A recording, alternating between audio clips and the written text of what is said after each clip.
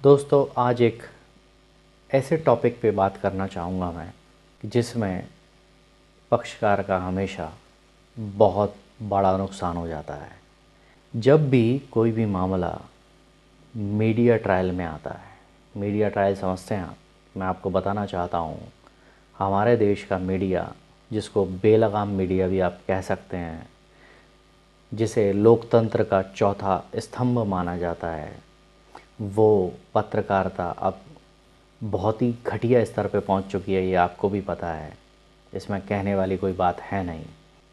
ऐसी पत्रकारिता जो किसी को न्यायालय से निर्णय आने से पहले ही दोषी करार दे दे, अपने पूरे मीडिया ट्रायल का एंगल आरोपी की तरफ मोड़ दे, हर चीज़ आरोपी के खिलाफ बताना शुरू कर दे, ऐसे मीडिया ट्रायल वाले केसेस में अक्सर सबसे बड़ा नुकसान उस पक्षकार का ये होता है कि उस व्यक्ति को, चाहे वो निर्दोष हो, उस व्यक्ति को ज़मानत का अधिकार तक नहीं मिलता। ऐसे कई केसेस मैंने देखे हैं जिनमें मीडिया ट्रायल चलती है।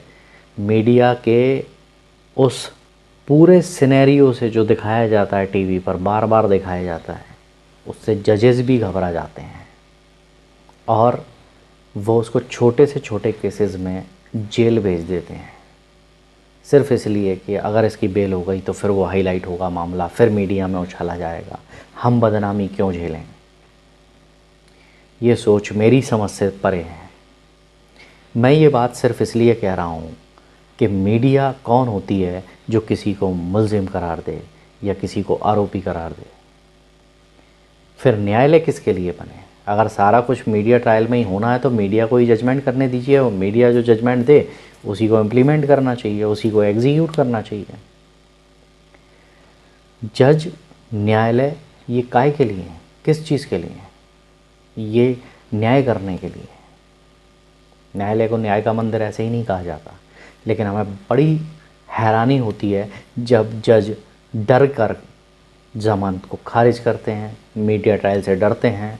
उसमें अगर आरोपी के बरी होने के चांसेस भी हैं तो भी उसको जानबूझ करके सज़ा दी जाती है। मैं किसी व्यक्ति विशेष की, किसी जज विशेष की बात नहीं कर रहा हूँ, मैं अधिकतर केसेस की बात कर रहा हूँ जिनमें मीडिया ट्रायल से जुडिशरी भी घबराती है।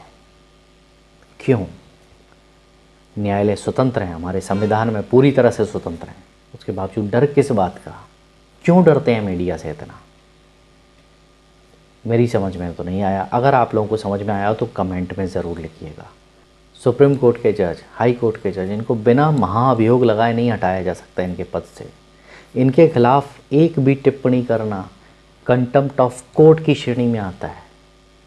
फिर इनको किस बात का डर? मुझे समझ नहीं आया। बड़े बड़े वेबिनार होते हैं, क्या उनमें कभी ऐसी कोई बात कही गई आज तक? किसी ने पूछा कि जजेस क्यों डरते हैं मीडिया ट्रायल से? या उस समय 4 लोगों ने आके क्यों कहा था कि लोकतंत्र खतरे में है? ऐसा क्या हो गया था? कोई नहीं पूछ सकता। और अगर कोई टिप्पणी कर दे गलती से किसी व्यक्ति विशेष पर, किसी विशेष जज पर, तो कंटेम्प्ट ऑफ कोर्ट की श्रेणी में आता है। ये आप देख चुके हैं, 1 रुपये का जुर्माना हो भी चुका है।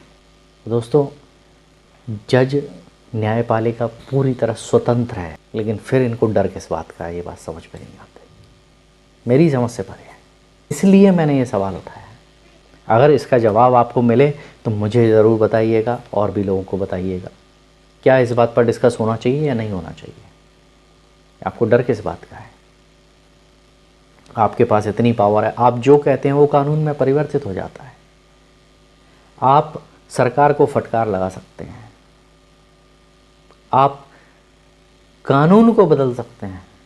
किसानों के लिए बनाए गए कानून पर आप कह सकते हैं कि आप अगर इसको नहीं बदलेंगे तो हम बदल देंगे। आपने किसी से चर्चा की कि नहीं की? आप इतने बड़े बड़े सवाल सरकार से पूछ सकते हैं। आपके जो जज हैं, जो आपके अधीनस्थ हैं, किस बात से डर रहे हैं? मीडिया ट्रायल से क्यों डरते हैं? रिया वाला जो केस था, उस केस में कोई दम नहीं था इतना, उसके बावजूद भी उसकी बेल खारिज हुई, उसको बेल मिलने में टाइम लगा।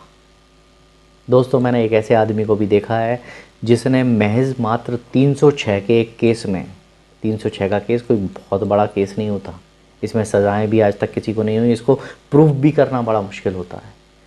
306 के केस में एक आदमी जिसको मैंने देखा, जिसके दर्द को जाना, नीचे की अदालत से बेल खारिज, ऊपर की अदालत से बेल खारिज, सुप्रीम कोर्ट से बेल खारिज।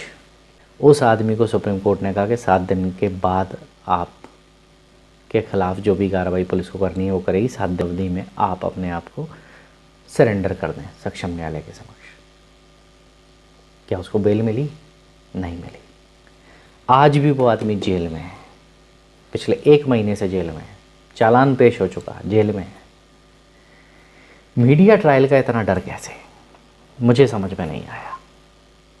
वो आदमी भी मीडिया ट्रायल का शिकार हुआ कि मीडिया ट्रायल इस देश में एक कलंक की तरह होती जा रही है, जो आदमी को न्याय नहीं मिलने देती, न्याय मिलने में बाधक सिद्ध हो रही है। इसलिए मीडिया ट्रायल का मैं विरोध करता हूँ। मीडिया के अगेंस्ट में भी कार्रवाई होनी चाहिए, क्योंकि आप किसी आदमी को पहले से ही आरोपी करार दे देते हैं, पूरी जनता की नज़र में वो आदमी आरोपी हो जाता है। दूसरी बात यह है, अभी हाल ही में माननीय सुप्रीम कोर्ट ने भी ये बात कही कि अगर मीडिया को कोई फैक्ट मालूम है तो सीआरपीसी के सेक्शन 37, 38, 39 में ये बात है कि आपके पास में अगर कोई फैक्ट है तो आपको उसको उजागर करना चाहिए और आप बाध्य हैं उसके लिए। कहाँ? इन्वेस्टिगेटिंग ऑफिसर को आपको बतानी पड़ेगी ये बात। ऐसा नहीं है कि आप खुद खोजी पत्रकारिता कर रहे थे, आप तथ्यों को खोज रहे हैं, आप अपने एंगल से पूरी पब्लिक को दिखा रहे हैं, ये देखिए ये दोषी है, ये देखिए ये दोषी है, ये देखिए पुलिस यहाँ तक नहीं पहुँच पाई, हम पहुँच गए। तो भाई अगर आपको कोई फैक्ट मालूम है तो आपको उसकी जानकारी उजागर इन्वेस्टिगेटिंग ऑफिसर के आगे करनी पड़ेगी। ये बात सुप्रीम कोर्ट ने भी कही है। मीडिया के ऊपर लगाम लगाने की भी ज़रूरत है। मीडिया के ऊपर अगर लगाम नहीं लगाई गई ना तो इस तरीके से जाने कितने बेगुनाह जेल के अंदर सड़ेंगे। मैं ये नहीं कहता हूँ कि हर आदमी बेगुनाह है, तो लेकिन मैं ये भी नहीं कहता हूँ कि हर आदमी गुनाहगार है। चलिए मिलेंगे अगले किसी वीडियो में, तब तक के लिए बाय बाय।